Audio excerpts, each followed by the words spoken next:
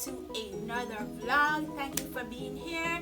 If you are new, please hit the subscribe button and join the friends and fam. If you are returning, thank you so much for coming back. I really do appreciate it. Now, as the topic says, today I'm gonna talk about some things I wish I knew before I got married. Now, saying that, these things are not necessarily like negative things. These things are things I learned along the way. So hopefully I can help out persons who want to get married, or those persons who are already married but need to hear this a little bit. So let's dive right into it. Now, number one, your partner doesn't necessarily show love the way you show love. Now, this was a hard lesson for me to learn. Not really a hard lesson, but it was an interesting lesson. Now, I express my love a particular way, and so I want love to be expressed to me. Well, I thought that I express it this way, that means that it will come back to me in this way, or because I express it in this way, that's the way he wants it to be expressed to him. You know what I'm saying? So everybody expresses love differently, and everybody accepts love differently. Now, all of what I've been rambling on boils down to love language. Now, everybody has a different love language. The 5 Love Languages is a really good book for those of you who want to get in touch with yourself, and those of you who are in relationships and you want to get to know about communicating to your partner. That's really a good book to read, or a good test to take if you don't necessarily want to read the book. So my love languages are, the main ones are physical touch and I think it's time spent, quality time. Right. How I receive love would be through those things, or how I express love would be through that particular way. But your partner may not express love the same way. For example, your partner may prefer your partner may prefer words of affirmation instead of, say, physical touch, or you may prefer words of affirmation instead of physical touch, but your partner may be a touchy-feely type, and you probably be like, so you don't always get off of me. Well, that's the way the person shows love. So that's one of the things I learned, that the way we give love and receive love is really based on our love language. And JR and I have, while our love languages are similar, they're not the same. So I had to learn that, because I may show love this way, this is not how he shows love, or this is not how he'd like to receive love. So we had to learn that.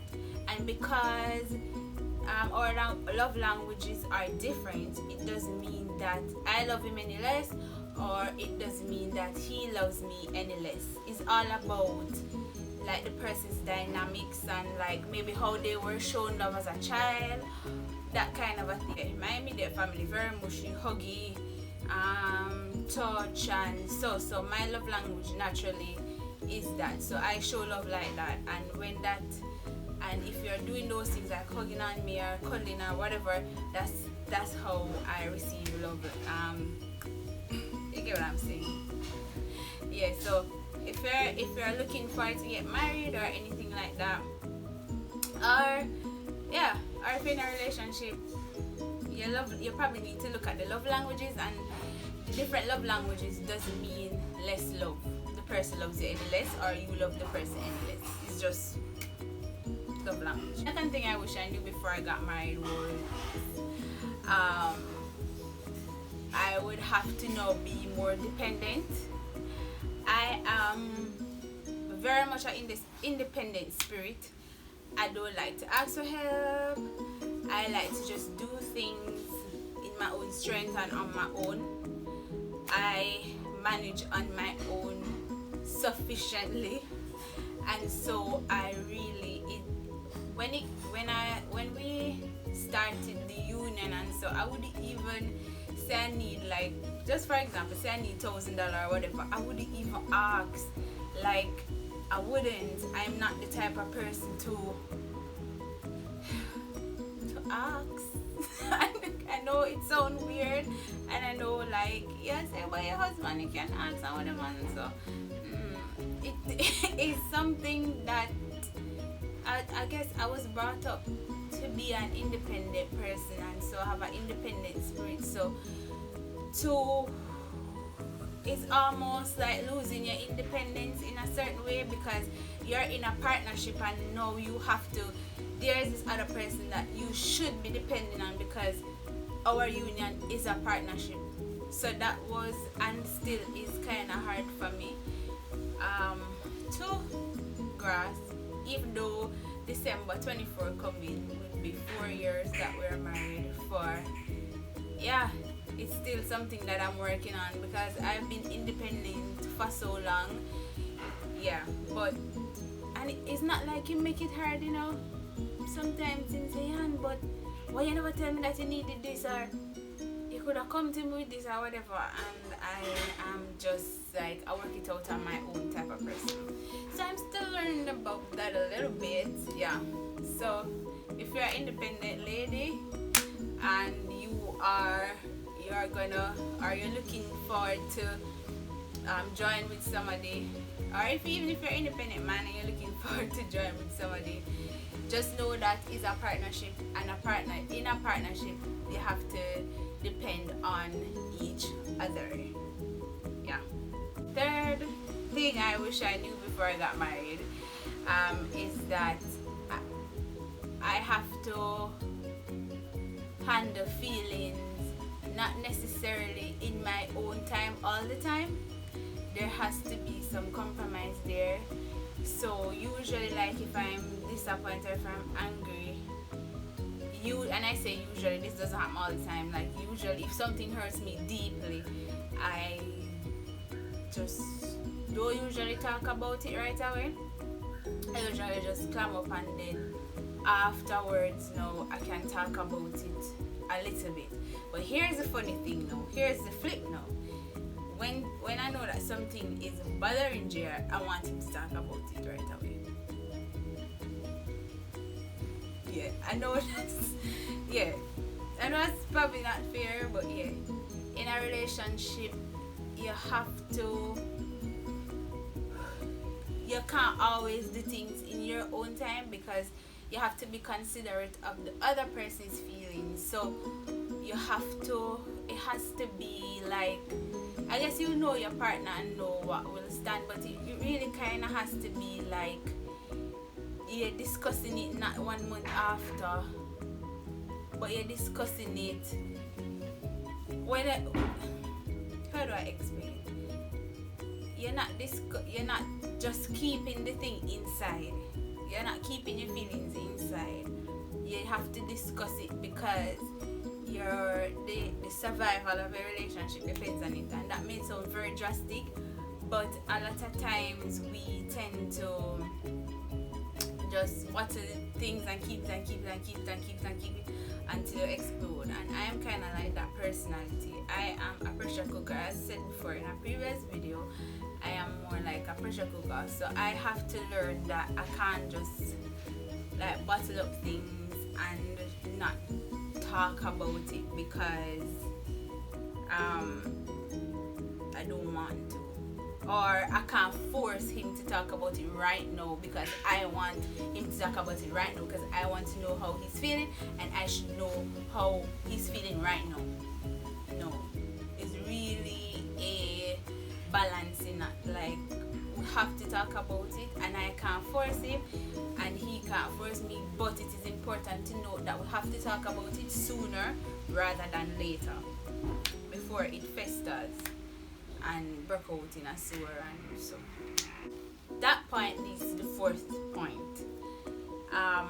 One thing that I wish I knew before I got married is that sometimes you will go to bed angry at each other. Now, this fairy tale thing that as you get angry, you work it out, that doesn't always translate to your relationships, because sometimes I just no want to talk about it. I'm angry, and even though I calm down, whatever may happen, and I calm down in the moment, I still angry about the situation, and I still upset with him, and there are some things that are he's upset with me. Some conflicts are a process. Yeah, some conflicts you have to sort out, or you have to resolve them over time. So it's not this, and before the sun goes down, you fix it and whatever. You're not still upset. Yeah. So it don't always work out. The conflict don't always work out itself like that. Sometimes, yeah, I'm gonna see upset, and I'm thinking for him that sometimes he goes to sleep upset with me, like whatever I've done to offend him or annoy him or whatever he would. Yeah, it not always work like that. Yeah. Point number 5 is that each person needs their own space. Now, like in movies or from our readers in books, and like you're always the person's in love, they're always together and they can't get enough of each other, and like they don't want to separate. And if I'm going to this party or coming, or if he's going to that part, whatever it is, like, yeah, what I've learned is that everybody needs their own space. I need my own space, he needs his own space. There are some times when I just want to be by myself in this moment, and there's sometimes when he wants to be by himself in that moment. And like initially when we just got married, I did not understand that. I always wanted him to be talking to me, or I always wanted us to be doing something like let's do this together, and I didn't give him any. Not that I didn't give him any breathing space, but it was a thing. Like I always wanted to be here with him, be there with him to come here with me, or there, or we doing couples activities, or always talking or whatever. So over time I learned that it's okay to have your own space. You don't always have to be talking to your partner, even if you're under the same roof. Sometimes we lie down together and he's doing something on his phone and I'm doing something on my phone, and it's okay. It's okay for you guys not to go to the same events, and it's okay for you guys to be under the same roof and in your own decor, as long as you don't stay there. And that's what I'm saying. I'm just saying that space for couples in a relationship is necessary. You're your own person and your own self before you are one. Understand? So it's not my half.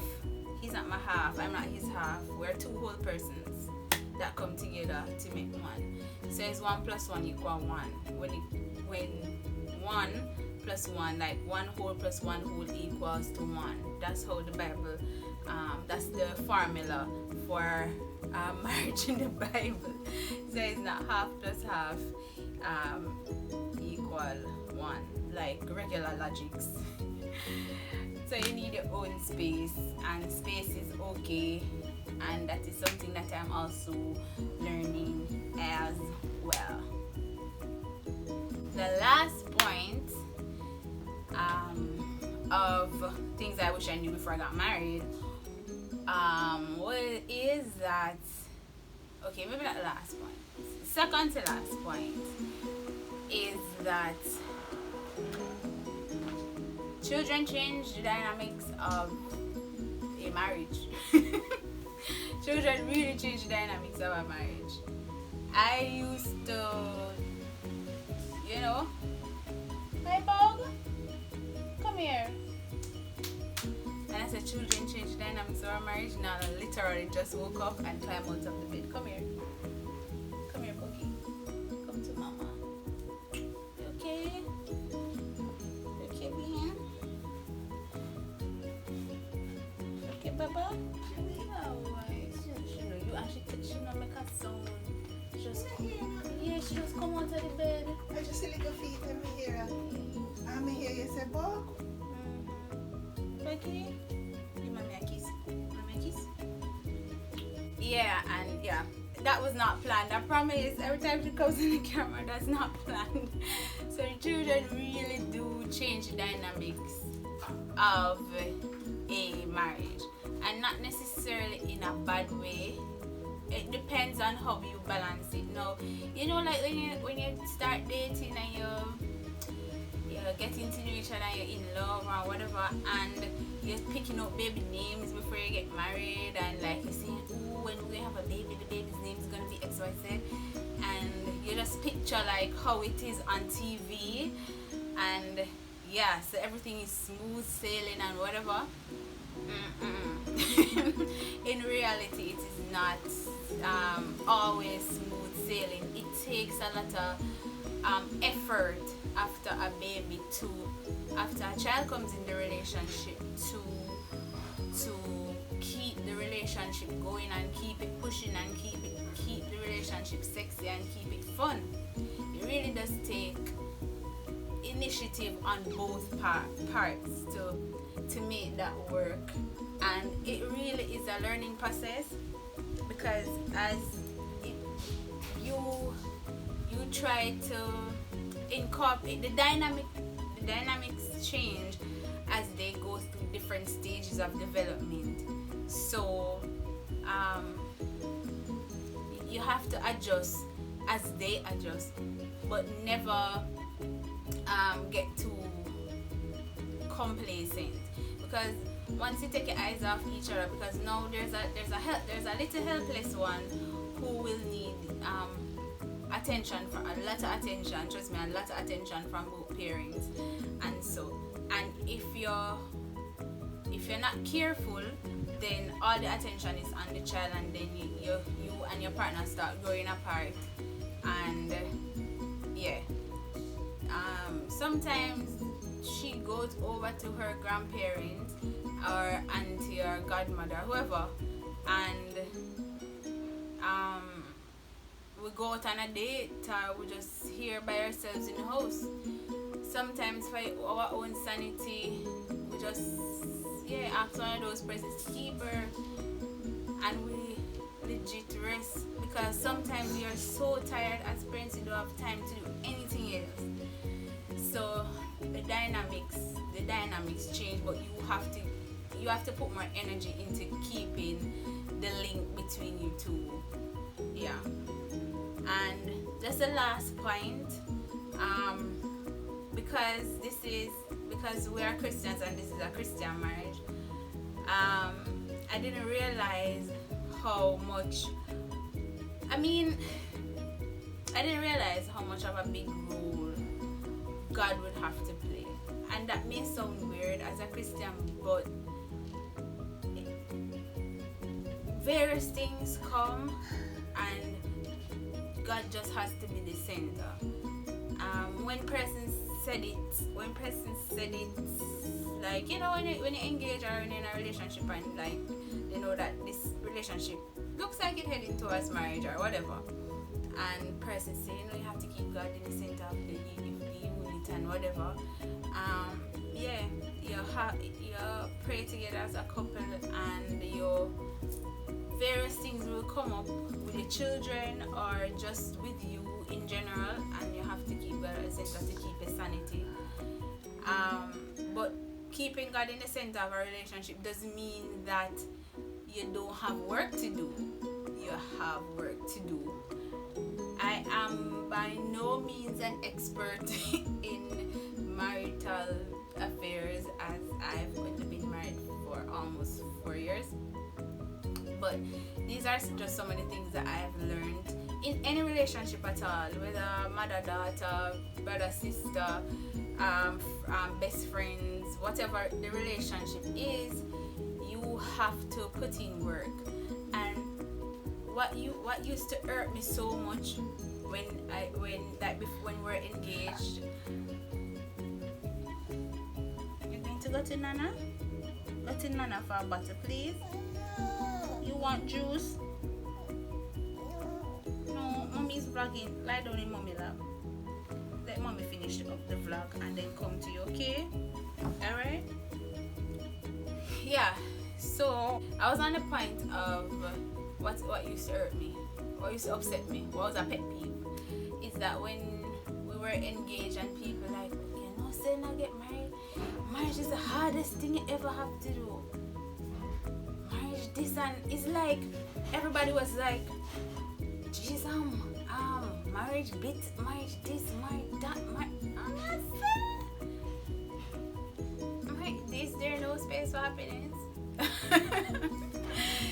So yeah, like it was like a lot of that kind of advice. But any relationship, guys, is going to take work, and whether it is marriage or anything else, any relationship you have, even a relationship with God, does take work. And you have good days and you have bad days, you have horrible days, and yeah, it does take work from both parties. Yeah, so don't be scared. It's just it's a relationship like another relationship, and it's a relationship that takes work. My relationship is not perfect, and we are working on it. When you get married, you don't see yourself. When you get married, you don't get married to say, oh, we might get a divorce down the road. So if you don't want to get a divorce down the road, it's something that you both, and I stress both, it's something that you both have to work on it, and a marriage is something that you both have to want at the end of the day. Yeah. So thank you guys for watching. I really hope my little, we have to sit up and say bye bye. Sit up and tell them bye bye. Hold on, wait. So I really hope you guys enjoyed the video, and please comment, please subscribe, and thank you guys, and I'll see you guys in the next one. Bye bye.